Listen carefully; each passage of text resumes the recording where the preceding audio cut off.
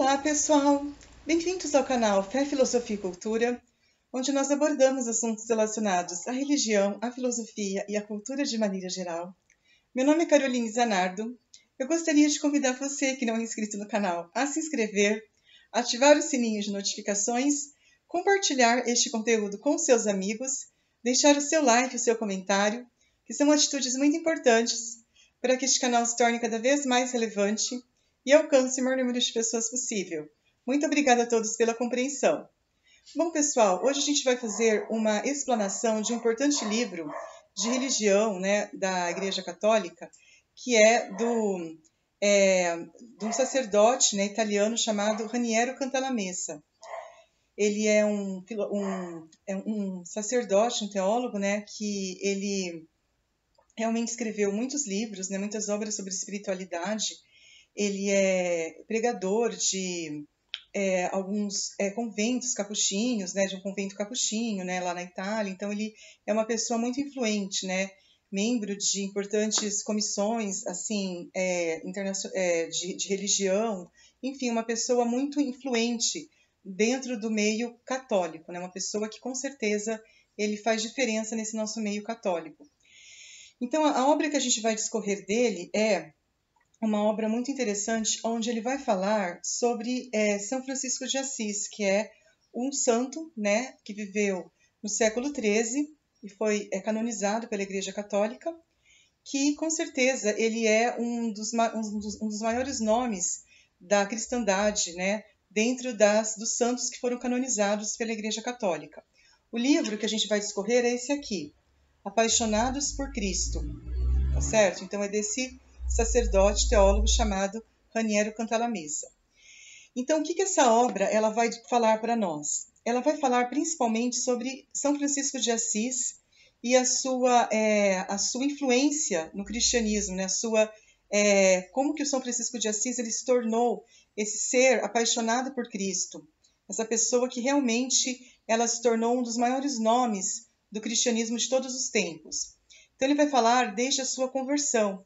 E São Francisco, então, dentre os leprosos, quando ele estava no meio de pessoas muitas vezes excluídas da sociedade, depois de estar em contato com eles e ele se sentindo tão pecador, e depois que ele se afasta dessas pessoas, ele vai se sentir tomado por uma doçura, porque ele provavelmente vê o estado daquela pessoa e aquilo toca profundamente o seu coração.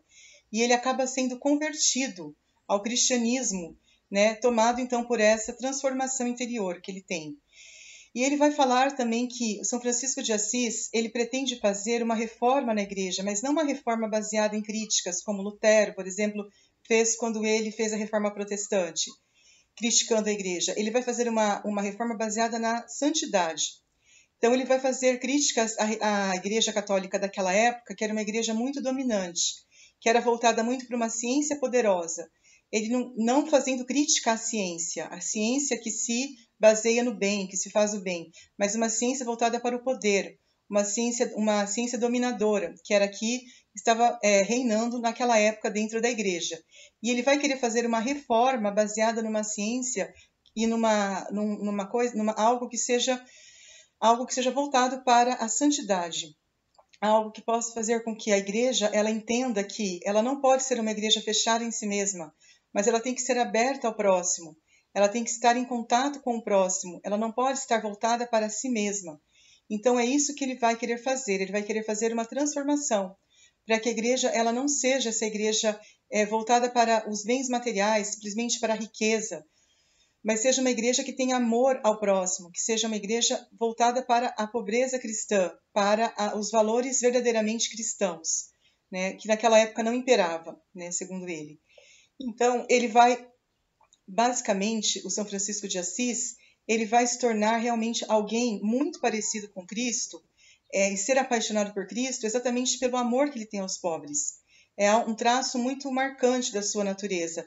Mas esse amor aos pobres significa o amor ao próprio Cristo, não o amor a uma pobreza, não é isso. É porque Cristo, ele está nos pobres. Javé, o Deus dos pobres, do povo sofredor. Ele não está nos ricos, ele está nos pobres. Então, assim, São Francisco de Assis, ele realmente vai acabar se tornando esse ícone do cristianismo exatamente pelo amor aos pobres, pelo amor àquela vida realmente que nós podemos perceber a presença verdadeira de Cristo ali. Não algo, como eu falei, banal, não fazendo uma apologia à pobreza, não é isso, mas é no sentido até de uma transformação, fazendo com que os pobres sejam pessoas incluídas na sociedade. Esses pobres que muitas vezes estão marginalizados, né? Estão assim excluídos. Ele quer fazer uma transformação dessa realidade. Então, realmente, aqui ele vai então colocar que para que isso possa acontecer, ele vai levar muito em consideração a virtude da humildade. Porque realmente, só quando você é humilde de verdade, é que você vai ver o outro como irmão. Então ele coloca aqui que quando você olha o pobre, você está olhando ele como irmão. Você não olha como um excluído, um marginalizado que precisa de uma esmola, não é isso. Você está olhando ele como o próximo, como uma pessoa, é o espírito da fraternidade, que não existe no mundo. Infelizmente, o mundo não é fraterno. O mundo é individualista. E o que o São Francisco de Assis ele vai realmente fazer ele vai tentar ir de encontro com os pobres para realmente tentar mudar a situação do mundo, fazendo com que esses pobres sejam incluídos, porque os pobres são as pessoas dignas, eles são mais dignos, segundo ele, do que um atleta que vence, muitas vezes, mais meritórios, do que um atleta que vence uma competição, uma Olimpíada. Eles são mais meritórios do que essas pessoas, porque neles está a verdadeira a presença de Cristo nos pobres, né? Nos pobres que nós muitas vezes ignoramos. Então ele vai colocar que esses pobres, eles não são marginalizados, como a sociedade muitas vezes os exclui, os coloca como a pior das criaturas. Não, eles são as pessoas mais dignas, as pessoas onde Cristo está mais presente, as pessoas que são realmente uma continuação do nosso amor, que deve se traduzir então em obras, e não em palavras, não simplesmente dizer àquele pobre, olha, fica com Deus, vai dar tudo certo. Não, você precisa fazer atos concretos, você precisa realmente ser uma pessoa que faça obras e não simplesmente que fique só na teoria. Porque a transformação que a gente quer que comece no mundo tem que partir de nós. Nós não podemos responsabilizar os políticos para a transformação no mundo. É nós que temos que fazer a nossa parte. É cada um de nós. Às vezes a gente costuma terceirizar para os outros o problema. Não é para os outros que nós devemos terceirizar. Nós devemos então entender que cabe a cada um de nós fazer o bem ao nosso próximo, fazer com que ele se torne uma pessoa realmente, como ele mesmo disse, são os mais humanos das criaturas, os pobres. São as criaturas mais humanas, as criaturas que merecem toda a nossa atenção. E para isso, como ele disse, é preciso que a gente exercite a virtude da humildade, porque Cristo, ele não veio para ser servido, ele veio para servir. Ele veio para curar os doentes, ele veio para fazer o bem aos outros, ele veio para fazer uma transformação. E é isso que nós também devemos fazer. Nós devemos ter essa humildade. Nós devemos então buscar. A humildade não significa você se sentir inferior aos outros, você se sentir pequeno. Não, é você fazer-se pequeno para servir os outros. Essa é a verdadeira humildade. E para isso a gente precisa então renunciar a nós mesmos, tomar a nossa cruz e seguirmos a Cristo, porque realmente é só assim que nós estaremos fazendo a grande vontade de Deus para transformar o mundo ao nosso redor. Assim como Maria, que também foi serva de Deus, ela disse: eis aqui a serva do Senhor, faça-se em mim segundo a sua palavra. Ela também veio para servir.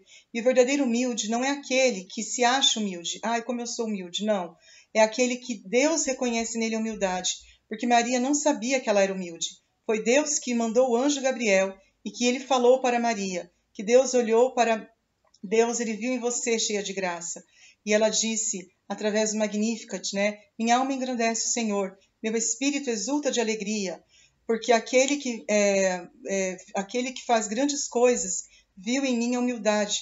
E doravante todas as gerações me proclamarão bem-aventurada. Quer dizer, Deus viu nela, não foi ela que viu em si mesma. O verdadeiro humilde é aquele que não espera o reconhecimento dos outros, é aquele que espera a exaltação de Deus. Porque Deus, ele resiste aos soberbos, mas ele dá graça aos humildes. Então, a verdadeira humildade não significa você se sentir superior aos outros, você se sentir humilde por si mesmo, né? Você achar que você é uma pessoa humilde. Não, isso seria uma presunção, é você realmente deixar que Deus possa considerá-lo uma pessoa humilde, uma pessoa digna, uma pessoa que possa fazer a diferença no mundo em que você vive, no mundo, na sociedade em que você vive.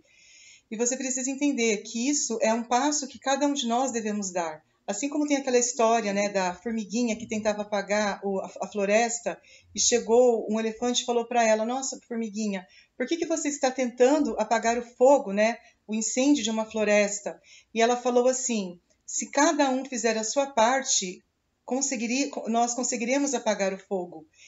O elefante, ele tentava entender por que a formiguinha estava tentando apagar, mas aí ela respondeu: "Não, é que se cada um fizer a sua parte, se todas as formiguinhas dessa floresta tentarem apagar o fogo será apagado. Agora, se todas pensarem como você, de que adianta eu fazer alguma coisa? Não vai resolver nada. Não, mas se cada um de nós não nos omitirmos, se cada um de nós assumirmos a nossa responsabilidade, o mundo com certeza será um lugar diferente, um lugar muito melhor para nós morarmos. Porque realmente é só quando a gente consegue se solidarizar com o próximo. O amor consiste em obras, não é em palavras, não é em discursos belos, é em atitudes. É isso que move o amor, é isso que faz com que o amor aconteça. E nós só conseguiremos, então, ser esses elos de transformação quando a gente realmente se preocupar em ajudar os nossos irmãos mais necessitados. Porque Deus, ele vai dizer no final, Jesus vai dizer: "Eu estava com fome e me destes de comer, eu estava com sede e me destes de beber." E os justos vão perguntar: "Senhor, quando te vimos com fome e te demos de comer, com sede te demos de beber?" E ele vai dizer: "Quando fizeste a um destes pequeninos, foi a mim que o fizestes." Então, nós não devemos então realmente nos omitir. Nós devemos assumir o nosso papel e fazermos tudo de bom para que possamos fazer com que o mundo seja um lugar melhor, um lugar mais humano e mais digno para todos nós, um lugar onde reina a verdadeira paz e reina a presença de Deus no nosso meio. Bom, pessoal, então, com isso a gente encerra essa apresentação dessa importante obra, né, que realmente nos pede para que nós possamos ser pessoas caridosas, pessoas bondosas, pessoas que se preocupem com o próximo, pessoas que se preocupem em ser fraternas com as pessoas. Então, com isso, a gente pode então ter uma mudança interior, que Deus possa realmente fazer com que o Espírito Santo nos ilumine, para que a gente possa, não com as nossas próprias forças, mas com as forças dele, nos direcionar e nos iluminar, para que a gente possa fazer uma transformação no mundo em que a gente vive. Então, com isso, nós encerramos essa apresentação. Convido mais uma vez que você possa apreciar o nosso conteúdo de hoje e que possa sempre nos acompanhar. Muito obrigada pela atenção. Fiquem todos com Deus. Até a próxima. Tchau, tchau.